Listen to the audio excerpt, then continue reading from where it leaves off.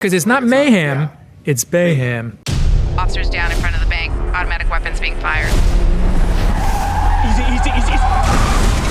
You want to drive or can I drive? This is classic bayhem.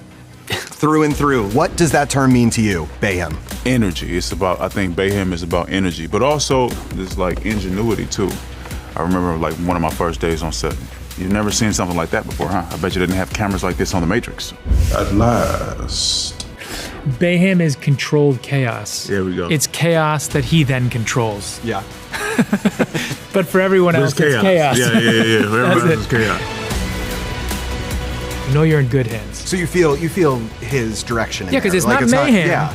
It's bayham. I did not create that name, by the way. I know you did, but what does it mean to you? I think it's my crews that have seen how I work. We work pretty intense, fast. It's very efficient shooting. We're leapfrogging cameras. I think that Bay really excels when you give him a smaller budget. I actually think that that's where he gets more creative, focused on storyline. It's where he really becomes intimate with the characters.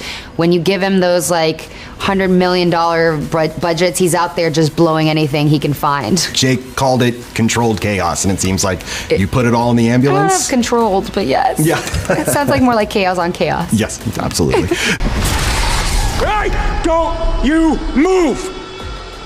This one was especially using that word, that weird bayham word, because you have to keep the actors at a high tension level, and the longer you take to shoot things, the tension it's very exhausting for an actor to keep that level up.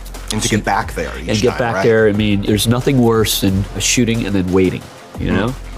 You'll want to keep them on the set and go, and then you kind of let them relax and we can go to the next scene, you know? So it's sort of an actor trick. I get a lot of inspiration from the filmmakers that I work with. Sometimes they don't realize how much they share in common with the characters that they are, they're capturing. When he, broke out the bullhorn every once in a while, and screaming and yelling in a fun way, it's kind of Danny's inspiration.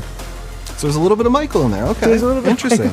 I am giving you the world! There's also a great reference to The Rock in this that I was not expecting. Does this mean that we're getting the launch of the BCU, the Bay Cinematic Universe? What in the heck does that look like? You just blew our minds. We weren't in that scene. It was Hitchcockian, you know? Yes, yeah. It's too horrible to describe.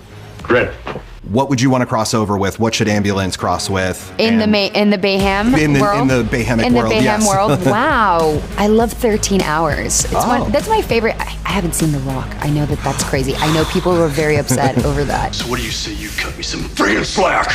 Nick Cage every time. Sean Connery every time. Yeah. Good choices. It's time to go back to The Rock. I think so. No, I don't know.